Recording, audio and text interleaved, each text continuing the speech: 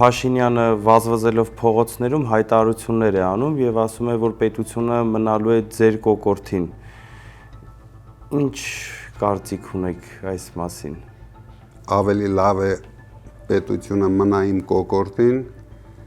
քան այս փոքրիկ խմբակը մնացել է 10 միլիոն հայության կոկորդին եւ շատ շուտով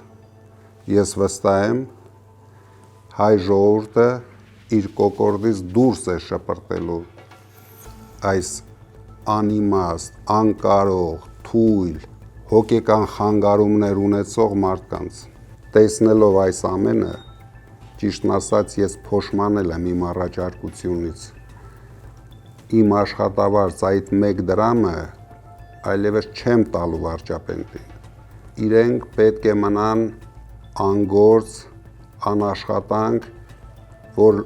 հիշեն իրենց անցյալը եւ իրենց տված վնասները մեր երկրին եւ մեր ժողովրդին։